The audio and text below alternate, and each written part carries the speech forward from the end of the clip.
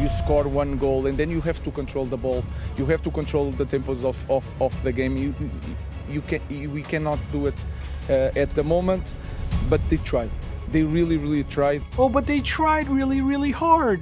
They tried really hard. We lost the ball without pressure, but they tried really hard. I want you to understand what he's doing here. What he's doing is he's trying to protect his players, but he's also telling you in the same sentence that he's protecting his players by saying they tried really hard, but he's also telling you that this might be the best they got.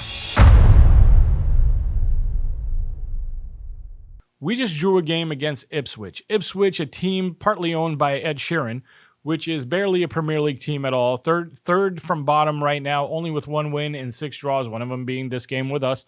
And what's worse is that we didn't even look like we were ever going to win that game. This is going to be one of the easiest games we have all season, and we barely managed to draw. Onana, if he wasn't playing out of his mind today, we probably would have lost that game 3 or 4-1. Guys, it's not good. But what's up, YouTube? Thank you very much for joining me. Thank you for clicking on the thumbnail. Thank you for being with me one more time. Let's dive right in. I'm really not that happy right now, so I apologize for if I come off like a little antsy or a little anxious. I was actually contemplating not even making this video, but you guys showed so much support over the last video. 123 new subscribers. The channel is growing. I'm still not at 1,000. This is the road to the 1,000. I want to get there before New Year's, and that's enough talking about that. Let's dive right in. Now, when I was watching this game, all I kept thinking about is, okay, he's got a new formation, blah, blah, blah. But these are the same players. Did I learn anything new by watching this game, by seeing Rubin Amorim's debut? No, I did not. It was the same old story for me, but that doesn't matter. It doesn't matter what I learned or what you learned. All that matters is, what did Rubin Amorim learn on this first time out of him coaching our team in a game that's meaningful? What did he learn? That's what we're going to look at today. We're going to look at some of his post-game comments, and we're going to dissect and find out if we can figure out what's going on in this man's head. Because I got to tell you, when I was watching this game, he looked frustrated to me after the first 20 minutes. I think the first 20 minutes he looked pretty comfortable, but after the first 20 minutes he started looking frustrated, and he looked like he was angry at the way the team was performing, and I don't blame him. If it was me, I would have probably torn my hair out. I don't even think he stayed in the locker room at halftime for more than 10 minutes. He was out with 5 minutes to spare, just sitting there by himself, contemplating and thinking about, maybe I shouldn't have left Sporting. I don't know what he was thinking, but I wouldn't blame him if he was sitting there going, if these guys, Ineos, don't back me and they don't recruit players for me, maybe I shouldn't have left Sporting because I don't think I have the right players here. I think that's what he was thinking, but let's look at his comments, and then we'll discuss and we'll talk about our players and what needs to be done. So the first comment I want to look at is this. And that is hard with 2 days, because all the team together just 2 days. We need more, I think, in the first half, the physicality. Physicality, there's that word again. He brought it up again. He brought it up before the game and he brought it up after the game. Why is he bringing it up? Because he could see in training that we lack physicality. He could see before training. He could probably see when he was back in Portugal watching our games after he took the job that we lack physicality. We don't run enough. And Ipswich, just the players they have were stronger than us. They were faster than us. They were quicker to loose balls than we are. We still have, like I said in my last video, we still have players like Johnny Evans, Luke Shaw, Christian Eriksen, Casemiro out there in our starting 11, guys. These kind of players, these aging or injury-prone players, we really have to shift out. We can't have so many of them. Like I said in the last video, we can only carry 2 players of that quality or caliber. And they have to be good, and they have to be mature, and there has to be a reason why we're carrying them, because they're good for morale. They're good in the locker room. They keep the young boys on a straight line, if you will. That's why you carry these kind of veterans. But you don't carry 7 of them and start 4. That's just not the way it works if you're challenging for trophies. It was so obvious. Johnny Evans, bless him, man. I am a fan, and I appreciate everything he's done for us.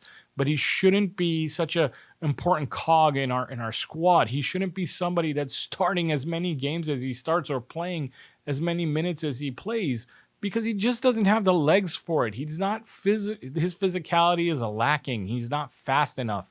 He's intelligent as hell, and that's what saves him, and that's what makes him serviceable. But that only lasts so long when you're going up against guys that are 10 years younger than you and stronger than you. And He almost injured himself like 2 times today. Every time I see him on the ground, I feel bad.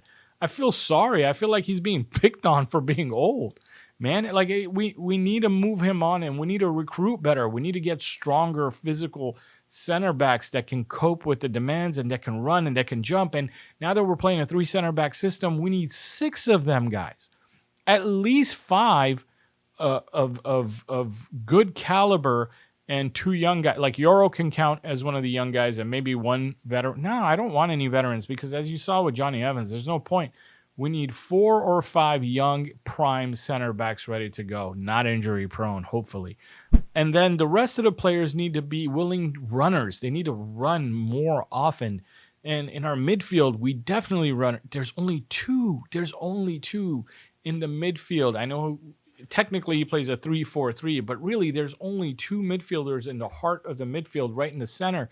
Today was Casemiro and Eriksen, 2 guys who just don't have the legs to move quickly, receive a ball and turn faster. They're very smart players, and that's why they get by. But there's 2 of them in there, and usually they're surrounded by 3 of the opposing team. So there's less time and space for them to operate. They have to have better reflexes. They have to have better reaction time. And we just need more physicality. That's all it is. I mean, Rubin's right on the nose here. He's spotted this a long time ago, before even the game. And now it's up to Ineos to deliver. And something needs to be done in January if we're going to have any kind of chance to finish in the top half of the table. Because I got to tell you, we have a half a season left with guys who are confused about their positioning. And it's okay, by the way, to be confused about your positioning because you're playing in a new formation. And some of you guys are going to argue and say that I need to relax because these guys are still learning the new positioning. They're learning a new formation. They're learning a new process. Yeah. I get it.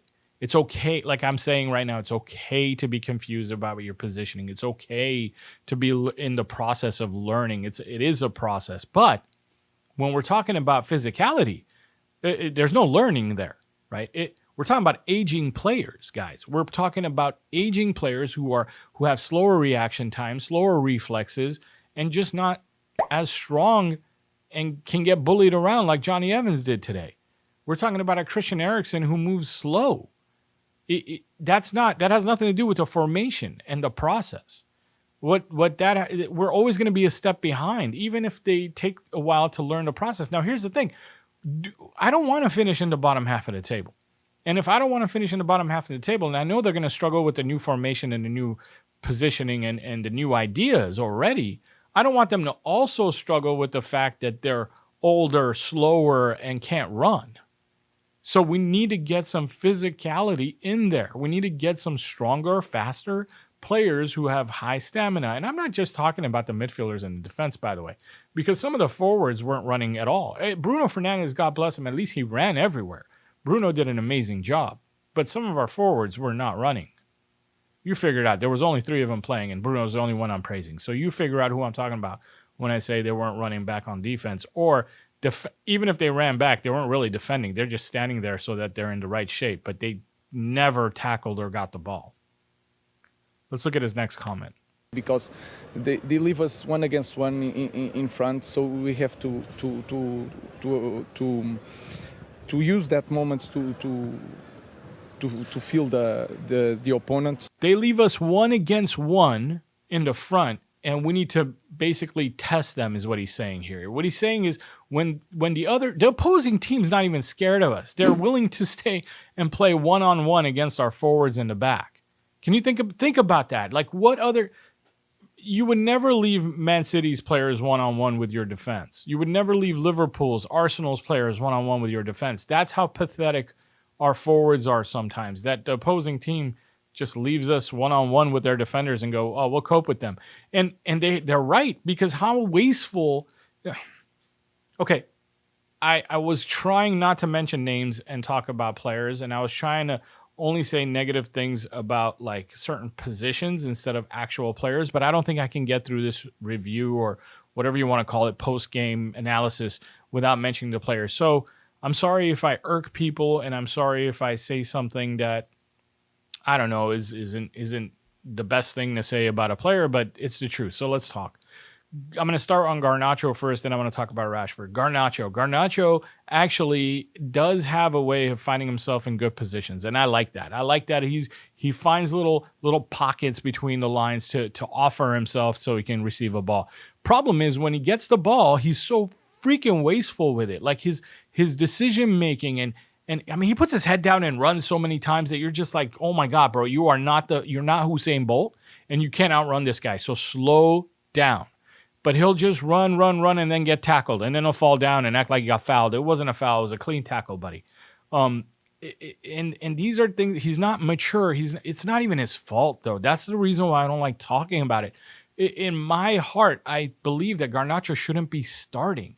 He doesn't start for Argentina for a reason. He shouldn't be starting. He is good, and he might become amazing one day. He's not that today, and he doesn't need these many minutes. What he needs is someone to learn off of. He needs to be an understudy for somebody who's better than him that he can learn from. He can sit down and watch. Like that's what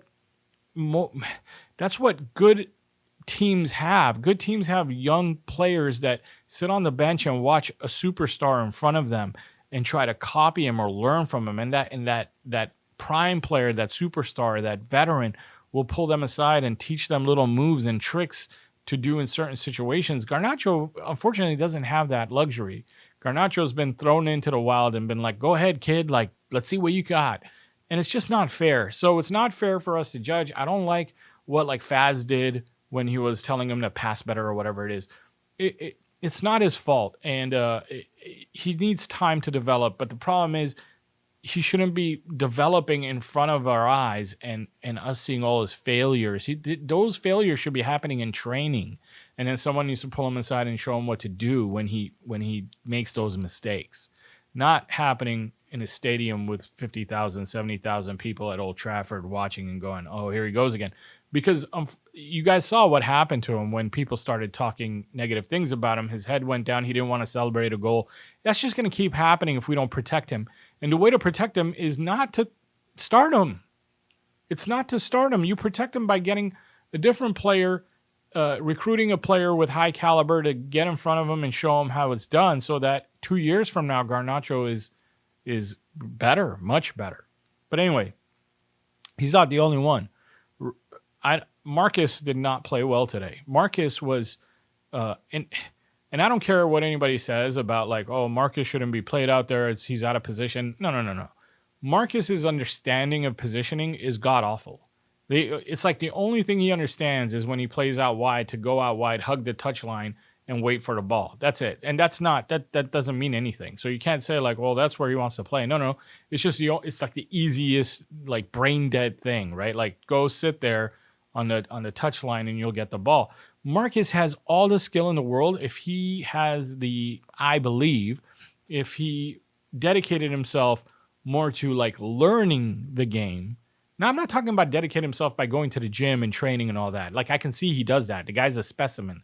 When it comes to physicality, he's got it. He's not one of those that I'm worried about when it comes to like physical ability. I'm not even worried about him when it comes to skill, but his understanding of the game and positioning is very lacking. That's another one of those, which actually is another point that Rubin made in this comment. I think that is a concern because you can understand you don't need to coach them because at this level you have to keep the ball, know the momentum of to put the ball in front, and you sometimes you feel that you can't keep the ball and you put the ball in front. Then you have like we are in the end of the game, you are rounding the box with two strikers. With Josh has to understand that he has to go to the box to have the crosses. So we are doing some things that not in the right moment. So that is something that we have to address. Sometimes it's not the every people talk about the 3-4-3. That is not the concern. A system is a system, but the understanding of the game, I think we have to improve a lot in this area. I mean, he even says that at this level, you shouldn't need to coach them. Well, unfortunately, that's not what we got. Let me explain to you why. Because the last 5-6 years, do you know the only manager we had that I knew was coaching them on how to think was Van Gaal. And we let him go. And I think we let him go prematurely. this is a different conversation, and I don't want to go there right now because then this video will be like 3 hours long. But the truth is, Van Gaal was teaching players how to think with and without the ball. And I think they were learning, and we let them go. And then from then on, we had managers that didn't really, I don't feel like they taught every single player individually like how to think. I feel like they were teaching systems and different aspects of the game or whatever it is. But these guys need someone who's literally going to grab them and teach them like one-on-one how to think and how to move. Kind of like what we've seen Pep Guardiola do with players when he grabs them and he talks to them about how to move, how to pivot, where to position their bodies, what to look for when the ball's over there, where to go. And I think Rubin Amorim is going to be that kind of manager, but he's going to need time because it's not like, oh, he's got to teach these 2 or 3 players how to think. No, he's pretty much got to teach every single person how to think. Even Bruno Fernandes, who we think is one of the smartest ones we have on the squad. And it's true. Bruno Fernandes is one of the smartest players we have on the squad. But how many times does Bruno make the dumbest mistake? Right? So, and it's not his fault either. It's just the kind of the coaching he's had at our club for the last half a dozen years. It's not his fault. We just haven't had a manager or a coach who's going to take the time to teach every little detail like that. I at least I think, right? I'm not there, so I don't know, but that's what it feels like to me. So when it comes to football intelligence, we're way behind. When it comes to physicality, we're way behind. When it comes to skill, we have skillful players. I'm not going to sit here and tell you we have bad players. We have skillful players. They're just not smart, and they don't run that much, or they're too old to be physical, or they're too injury prone to be physically challenging. And this is a problem, guys. It needs to be solved. And the only person that can solve it, or the only people that can solve it, are Ineos right now, because they're in charge, right? Ineos are the only people that can solve it. And anybody out there who's making YouTube videos or who's preaching that we don't need to spend that much money, we just have to do smart recruiting, and we just have to teach the players that we already have how to be their best. Bullshit. Bullshit. We need 3 starters at least. At least, by the way, I'm being like super conservative here. We need 3 starters at least and 3 more backup players. And I'm not even talking about like another goalkeeper, because I think Bayendir might want to leave because he gets no playing time, and we might need another goalkeeper. So I'm not talking about that. Just outfield players. We need 6 outfield players right now. 3 that could come in and start right away. And one of them's got to be a left wing back, because I got to tell you, Diallo is not it. Diallo is not it as a left wing back. Diallo is also one of those players who still has some learning to do. Diallo still needs to be sitting on the bench and learning from somebody else if we're going to play this left wing back position, as how to play it. And he shouldn't be playing on the left anyway. He should be a backup on the right. And he's probably going to be much better on the right. That's probably why he's so out of position on the left. He was out of position I can see Rubin Amorim get so frustrated with Diallo and Garnacho. It's like they did not know how to work well together on that left side. And that's an issue. You can't have a whole side that's just ineffective as they were. So that's a problem that needs to be solved on the training pitch. You know what else he said that really that really caught my attention? Check out this clip. But it's a tough match. I think we lost some balls without pressure. And when you start a game like this, you score 1 goal, and then you have to control the ball. You have to control the tempos of the game. We cannot do it at the moment, but they tried. They really tried. I know this is for some guys it's hard to understand this, but they are really trying, and they want this. Oh, but they tried really hard. They tried really hard. We lost the ball without pressure, but they tried really hard. I want you to understand what he's doing here. I want you to understand. This is not me making fun of Rubin Amorim, by the way. I want you to understand what he's doing. What he's doing is he's trying to protect his players, but he's also telling you in the same sentence that he's protecting his players by saying they tried really hard, but he's also telling you that this might be the best they got. Do you understand that? This might be their caliber. This might be some of these players' ceiling. There might not be any better for this person or this player, so they need to be replaced if we're going to challenge for titles. That's how I want you to take that information. Somebody who tried really, really hard yet failed means what, guys? What does that mean? That means what? It means that this is it. This is the best they got. This is the best they got. And if it's not good enough, then it's not good enough. I foresee a lot of recruitment meetings with Ineos. I foresee Rubin Amorim sitting down with Ineos after 2 or 3 more games. I mean, they're already doing it. But after 2 or 3 more games, he's going to get a brighter picture or a clearer picture of what he's really got. And Jason Wilcox and Dan Ashworth are going to have to sit down and be like, okay, and they got to listen to this guy. And I think they will. I really think they will. But then they got to convince Ratcliffe that, hey, bud, our budget cuts, we're just going to have to put that on hold for now. Because guess what? This team is not going to be climbing up the table if we keep not backing this manager. We need to give this manager wing backs that he could work with that are always running up and down. By the way, Amad did a great job, but he needs more than just Amad. So we need to give this manager center backs that he could definitely work with and things of that nature. I'm not going to name every position here. We'll keep that for a different video, but you get the point. If this is the best they have, this is them really, really trying, then what? It's the only option we have is to replace them with somebody else who, when they really, really try, we actually do well. Before I go on, I want to thank everybody who watched my last video. We grew by 123 subscribers. That just felt so freaking awesome. That's why I wanted to make this video today, no matter how tired and frustrated I was by watching that game. Thank you so much for everything. And those thumbs up, those likes really, really help. So please hit the like button if you're watching this. If you're still with me, if you like what I do, hit the like button. And if you haven't subscribed yet, shame on you, man. Click the subscribe button. Help me get to 1,000 before New Year's Eve. That's my goal. That's what was my goal when I started this year. I've been doing this since the beginning of the year, and I just wanted to get to 1,000 by the end of the year, and we're almost there. We're almost at 900. Let's see if we can push to 1,000 and get there before New Year's Eve. Also, on another news, I am working on doing like a series, which you don't actually see my face like you do now, that I actually put together like I'm calling it the Red Rebuild. And it's about rebuilding Manchester United into champions. At least that's what I hope that we're doing right now with Rubin Amorim, with Ineos. So we're calling it the Red Rebuild. It's going to be a series. I don't know when the first episode will be ready because I'm putting in a lot of work on that one. And my fear is that after I put in all that work that I get a copyright strike from YouTube and I don't even get to share it with you guys. So hopefully it'll work, but look for that. The first episode should be sometime in the next 2 or 3 weeks. I want to get the first episode out before New Year's Eve, and it'll be you'll see. I don't want to talk too much about it. It's going to be like documentary style and basically following the team with what's going on.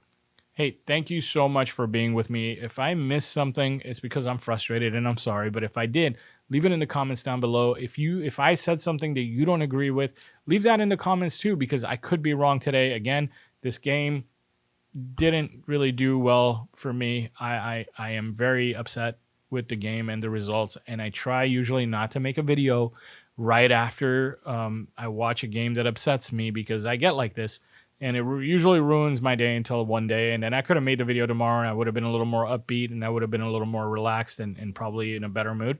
But I wanted to get you guys a video as soon as possible because the last video did so well and you guys supported me so much, so I wanted to get this video out. Anyways, if I missed something, put it in the comments. I will make another video soon, probably Thursday after the game. Hopefully we'll win that game, and I think we will, actually. I really think that he learned a lot about his players, about what he has and what he doesn't have. And I think we're going to see some players make appearances next game, like Mainu, like Yoro, and I'm very excited to see that. And I think that's going to be on Thursday, which is Thanksgiving here in America. So I'll be home from work. I won't be working. I'll watch that game, and I'll make a video right afterwards, and I'll spend my Thanksgiving evening making a video for you guys to watch on Friday morning. Thank you so much, guys. Hit that like button. I'll see you soon. Bye.